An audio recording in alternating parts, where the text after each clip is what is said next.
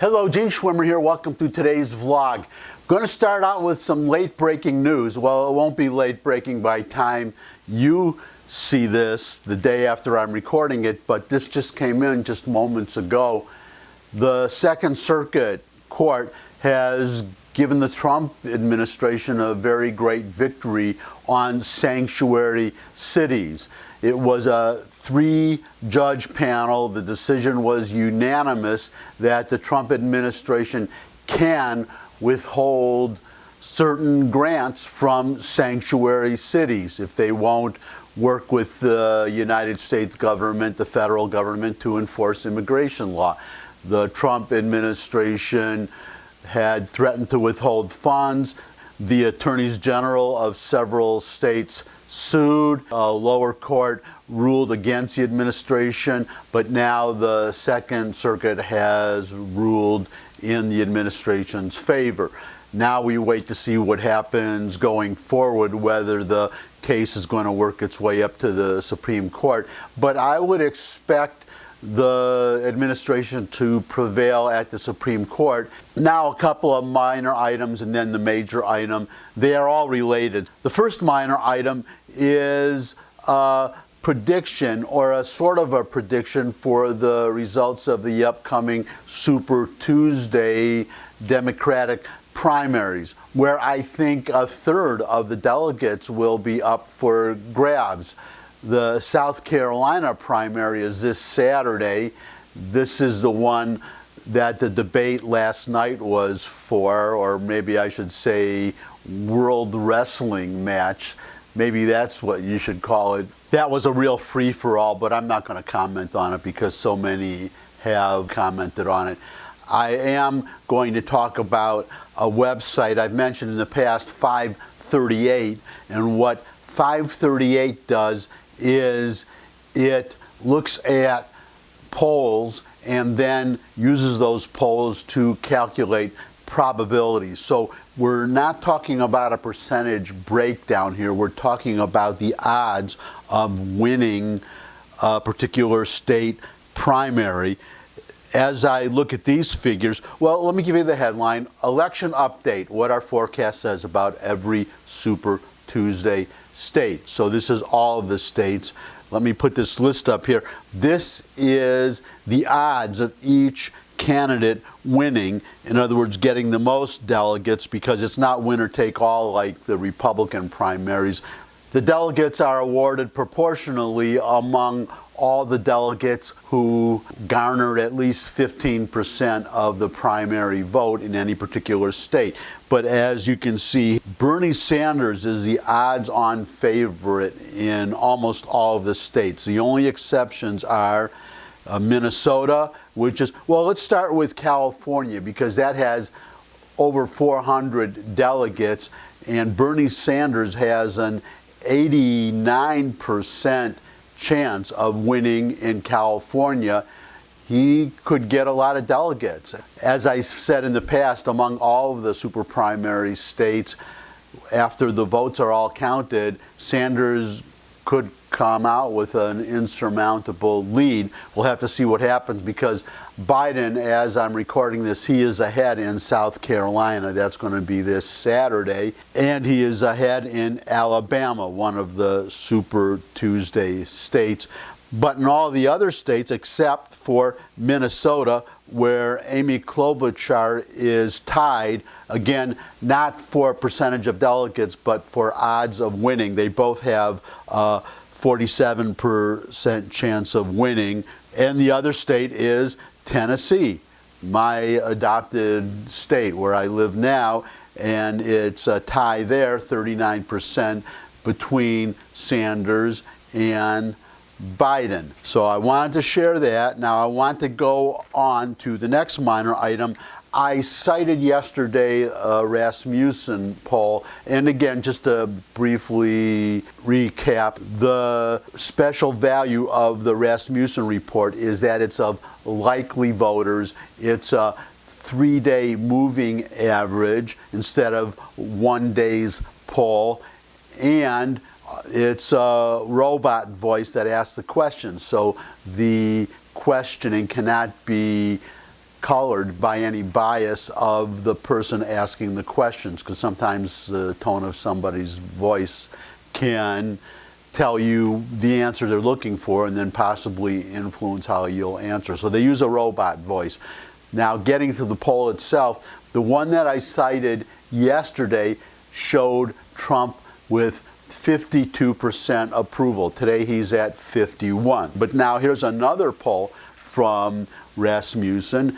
Trump thumps Sanders in head-to-head matchup. President Trump would KO Democratic frontrunner Bernie Sanders if the 2020 presidential election were held today. The latest Rasmussen Reports national telephone and online survey finds Trump earning 50% support among likely voters to Sanders' 43%, with 7% undecided. So this poll of likely voters, three-day moving average, shows Trump beating Sanders by 7 points, 50 to 43.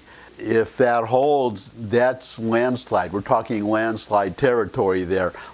But I want to leave you finally, this is going to be the main point, because there can be a tendency when you have that kind of a lead and that kind of an approval to be overconfident. Races have been lost due to overconfidence. If you want a prime example, it would be 2016 and Hillary Clinton, who did not even bother to campaign in Wisconsin. So sure was she that she would carry that state. We all know what happened. Trump carried that state. So I want to share this article. I hope somebody in the Trump camp has read it. Here's the headline. This is not McGovern's America. Crazy Bernie can win it all. The meaning of that headline is that I'm old enough to remember that election, actually, Nixon-McGovern. Nixon won that by a landslide, and one of the reasons that he won was that McGovern was a far-left candidate. So people are comparing that election to today, when it looks like the Democrats are going to nominate an even farther left candidate, Bernie Sanders, and saying, well, the Democrats are going full McGovern again. They are nominating somebody who is unelectable. But this article, from which I'm going to quote a few paragraphs, but I advise you to read the whole article, is making the point that today is not 1972 when McGovern ran. The country today is not like it was in 1972. Bernie Sanders nailed it Wednesday. That's the debate that was just over, or the free-for-all, or the World Wrestling match, whatever you want to call it. Bernie Sanders nailed it Wednesday, wrapping up the Democratic debate, if not the nomination. Channeling Nelson Mandela, Sanders insisted, quote, everything is impossible until it happens, unquote. America, let this once seemingly impossible concept sink in, and sink in deep. It can happen. Sanders can win, not just a party nod, the election. The Wall Street Journal fretted recently, quote, Democrats are waking to the prospect of a nominee who wants to eliminate private health insurance, raise taxes on the middle class, ban fracking and put government in charge of energy production, make college a taxpayer entitlement, offer free health care to illegal immigrants, raise spending by $50 trillion, and tag every down-ballot Democrat with the socialist label, unquote. Journal editorial writers apparently believe simply repeating those erstwhile boogeymen, or bogeymen, we say boogeymen where I come from, Detroit. Journal editorial writers apparently believe simply repeating those erstwhile bogeymen will ensure McGovern 1972-style catastrophe for Sanders and his party in the fall. Inquiring readers want to know, what country are they living in? And now we get to the main point, the point that I was just making, that the America of 2020 is not the America of 1972. Consider, in this correspondence, meaning the writer of the article, not me, in this correspondence, junior high in 1970, administrators showed, quote, reefer madness, unquote. That was an anti-marijuana smoking film. You may not know it today, but it was, well, as this writer says, we all saw it when I was in junior high. Reefer madness to scare students away from weed. Now, marijuana liberalization is happening, and Wednesday night in the debate, nary a candidate opposed it. Pete Buttigieg even displays a telltale leaf on a campaign button. In the McGovern days, Roe v. Wade hadn't even been decided. It was decided in 1973, a year after the 72 election. And most Democratic Party leaders, even Teddy Kennedy, were pro-life. The right to kill babies till the moment of birth has happened, and anti-abortion Democrats are scarcer than a 72 Chevy Vega.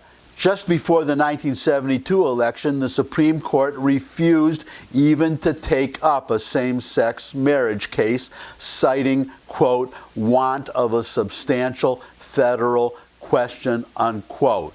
Legalese for, quote, say what, unquote. Fear of men and women sharing bathrooms, almost enough in and of itself to sink the Equal Rights Amendment sent to the states for ratification that year. What's happened since? You know. Turning to some of the journal's specific nightmares, national health plans mooted by both parties in the 70s were snuffed by powerful committee chairmen. Yet the government takeover of health care happened, jammed through over America's screams 10 years ago. Obamacare now boosts a favorability rate of 55% to 37%. Premiums and deductibles exploding, life expectancies declining, outcomes worsening. Those Republicans are undermining the, quote, affordable, unquote, CARE Act, don't you know? So why not double down with a public option or even Medicare for all, as now favored by 63% of the public? I could go on, as I suggested. You could read the whole article, but you see the point. Times are different today, and so many policies that would have been laughed out of Congress in 1972, in the 1970s, now they are not only considered seriously, but in many cases they are actual law. That brings me back to my initial warning to the Republicans.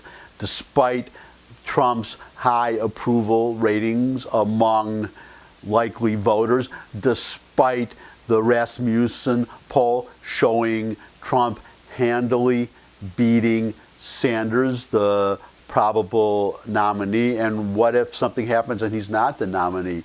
So again, do not get overconfident.